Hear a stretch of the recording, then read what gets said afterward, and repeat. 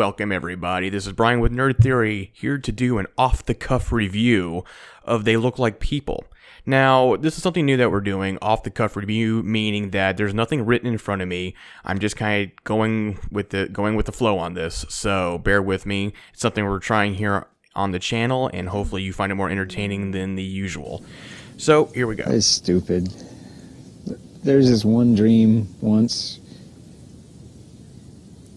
where certain people around me didn't look human. Started with my fiance. I never want to see what she turned into again. It's like they're in my head. They're listening to me. It's getting worse. I know it's silly, right? Yeah, that's pretty much it. That's part of the plot of 2015's independent psychological thriller film, They Look Like People. This one's on Netflix right now, guys, and I do recommend it for a lot of reasons. And not everybody is this isn't going to be everybody's thing, okay? I'm going to get that out there right away. So the plot basically is Christian is in New York City. He's pretty successful, even though he's kind of... how should I put it? Insecure would be the best word. So one day he gets a visit from Wyatt, one of his close friends from when they were growing up. And then they start to hang out together, and you kind of find out immediately that Wyatt isn't quite who he probably used to be at one point.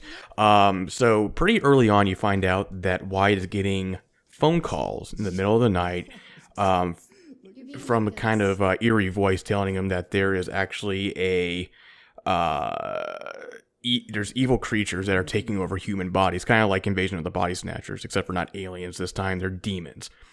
So throughout the entire movie, there's getting these phone calls, and basically Wyatt is setting himself up for a possible battle in New York City. Now, what really comes into play here is that it's not a movie where there's a lot of budget. Okay, it's a very tight budget. It's a very small independent film, which is kind of rare these days. That's really well shot and edited and directed by Perry Blackshear. So, having said that, it's not a movie that's going to give you the answers by the end, okay? And the basic question that everybody's going to have in this movie is Wyatt, is there something wrong with him mentally, or is there indeed evil or demons taking over human bodies? And that's not for me to tell you. I'm not going to tell you that answer. I don't even know if the answer that's in my mind is true. But that's part of the appeal of They Look Like People, is this constant wonder, is it if Wyatt isn't crazy, basically, and if Christian will help him in the grand scheme of things. Now, while this is touted as a psychological thriller film, it's also, to me, more of a film that has a friendship story, a strong friendship story in the backdrop, and what these two guys will do for one another to help them get through what it is, whatever the problem may be. Very atmospheric, very creepy at times. There are some special effects in there, but not a whole lot. I would have liked to see more special effects, but it's an independent film. What are you going to do? But they did well with what they had. There is one major question that you'll ask yourself at the end, which everybody will have their own opinion on. But there's even another question, even deeper than that involves a relationship in Wyatt's past and what happened with that. But I'm going to leave that up to you guys.